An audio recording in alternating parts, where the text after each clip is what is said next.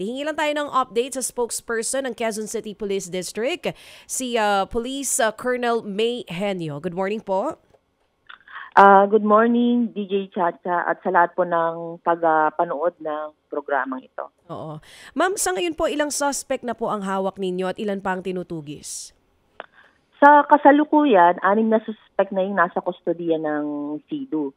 Bukod dun sa 4 na arrested suspects noong October 17, may dumagdag pang 2. Yung isa nga ay sumuko noong October 18 at itong isa noong October 19. Base po sa kwento nitong 6 na suspect, pare-pareho po ba ang version nila? Nagtutugma naman po yung mga kwento? Oo, nagtutugma naman yung kwento nila at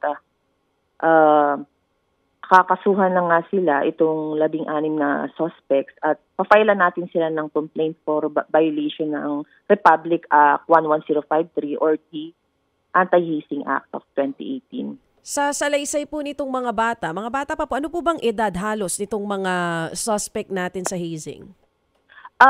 Hindi talaga sila magkakaklase. Iba't ibang year level sila. Oo.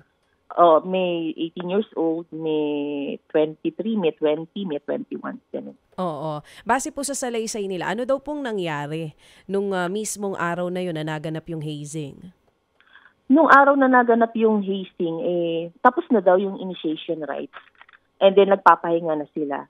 Tapos ilang minuto, habang sila ay nagpapahinga, nakaramdam ng pagkahilo at paghirap sa paghinga itong biktima.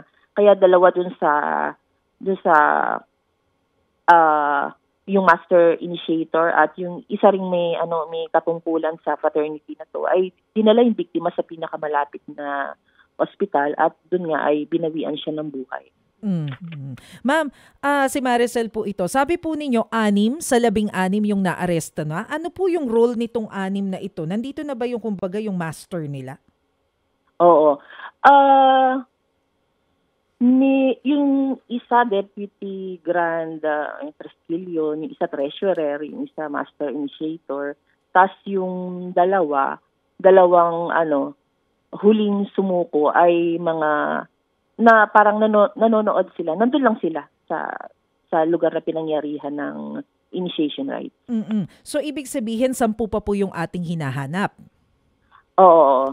Meron na po ba tayong lead kung nasaan po itong 10 na ito? Ang buong pamunuan naman ng QCPD ay patuloy pa rin sa paghahanap at patuloy pa rin yung ginagawa ng investigasyon para mapasuko at mapaaresto yung iba pang sangkot sa krimen na ito. Pero lahat po sila ay estudyante din ng Philippine College of Criminology. Mga criminology students din po lahat ito? Yes. Lahat sila ay estudyante ng Philippine College of Criminology. Ma'am, hindi po kasi ito yung unang beses na nagkakaroon po ng hazing, mga ganitong kaso sa mga universities. Although, I understand kaliwat kanan naman yung mga panawagan, pero saan po yung nakikita ninyong kulang? Bakit dire-diretso pa rin kahit ilan na yung mga namatay before? Kasi prerequisite talaga yan para sa admission at membership nila para sa fraternity na yun. Kaya maraming gustong maging miyembro ng fraternity na yun. Kaya sumasailalim sila sa ganong klase ng initiation rites. Yes, I understand that, ma'am. Pero meron tayong anti-hazing law. So saan yung nakikita natin na butas? Bakit despite this law, meron diretso pa rin yung pangyayari na ganitong mga kaso? Inaalam pa po natin kung bakit ganito, pero yun nga po hindi naman po nagkulang yung batas na ito. Siguro po yung pamunuan po ng eskwelahan kailangan din po nilang i-guide ang kanilang mga estudyante na umiwas po o wag magpatali sa anumang organisasyon o grupo na nagpo-promote ng ganitong klase ng karahasan. Actually, ma'am, yun po sana yung punto kung bakit ko rin po naitanong yan because I wonder kung meron din pong liability yung school dito sa nangyari aside po dun sa mga estudyante. Sa pamunuan naman po ng PCCR, naglabas naman po sila ng statement na makikipag-cooperate sila sa ginagawang investigasyon para mapasuko rin po yung ibang estudyante na kasama dito sa naganap na hazing. So for now, hindi po sila kasama dun sa mga pwedeng kasuhan. Yung mga ni-reveal po nung naunang 4 na suspect, yung mga kasama dun, during the initiation rites, at na-file na po sila ng kaso. Sila, yung 16 na suspects po ay na-file na po ng complaint for violation nga po ng Anti-Hazing Act of 2018. Yes, ma'am, I understand that po, no. And mukhang sa Quezon City din kasi ginawa yung initiation. I know mukhang hindi kasama dun sa mismong compound ng school, tama Hindi, po ba? sa O isang abandoned na oo. building. Mm. So Tama po kayo. kahit po nasa labas siya ng campus, I wonder kung meron pa ring pananagutan yung school Oo. dahil anyway, estudyante nila tong mga to. So meron pa rin silang mga policies. Tama po kayo, tama po kayo. Kaya nga po patuloy pa rin yung pakikipag-ugnayan namin sa kanila para sa ginagawa namin investigasyon para nga po mahuli na po yung iba pang sangkot sa krimen na ito. Mhm. Okay. Pero ma'am, nakausap niyo na po yung pamilya nung biktima? Opo, nakausap naman po at nakikipag-cooperate po siya at patuloy pa rin po yung pakikipag-ugnayan namin sa kanya. Mm-mm. Ma'am, base po dun sa sa naging autopsy, ano mismo yung ikinamatay nitong biktima?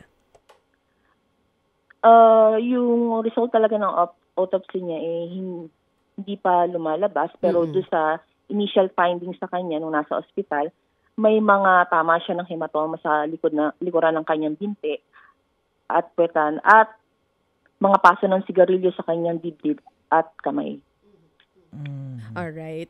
Ma'am, iba po ako ng topic, bukod po dito sa hazing. Manghihingi lang po rin sana kami ng update. Naalala niyo po yung police doon sa Commonwealth Avenue, Quezon City na pinag-usapan. Naibalik na po siya sa kanyang trabaho? Opo, naibalik po siya sa kanyang trabaho. Pwede po ba natin hingin ulit yung pangalan nitong police na ito? Si Pems Berdo Pantoliano po. Gaano po siya katagal na suspinde? Nasa nasa 1 week po siyang na-suspinde. Saan po naka-assign itong police na ito? Under siya ng Police Station 14. Alright. Ma'am, Okay. ngayon po Okay, ba, okay na po? naibalik na po, no? Tama, ma'am? Yes po. Oo. Sabi ko na nga po, naibalik na po Oo. siya. Last question na lang po bago po namin kayo bitawan. Alam na po ba natin sa ngayon kung sino po yung VIP na dumaan?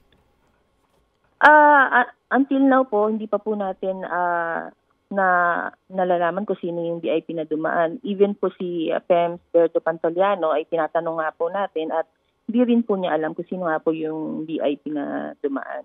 Pero kami naman pong kapulisan, kapag may naibato o may dumating sa aming information na may daraan na VIP, fire trucks, ambulansya, talagang nagbibigay po kami ng kortesiya Yun para lang. makadaan po yung mga sasakyan nila. Kagaya po ng sabi ng mga nagkokomento noon ng mga netizens natin, wala naman talagang kasalanan po yung pulis ninyo, kasi nautusan lang naman po. Tama po kayo. And you're Tama po. siding with the policeman also na hindi tama na aalisin siya sa trabaho nung inalis siya dahil lamang sa, di ba po, na drag yung pangalan niya po sa insidenteng yon. Tama po kayo. Tama po. Alright. Maraming salamat po, Police Colonel. Kung sakaling may update po tayo tungkol pa rin dito sa hazing issue, tatawag po kami sa inyo. Okay, salamat po. Yan nga po si Police Colonel May Henyo. Ted Filon at DJ Chacha. Ngayon, nasa Radyo 5, 92.3 News FM. Monday to Friday, 6 to 10 a.m.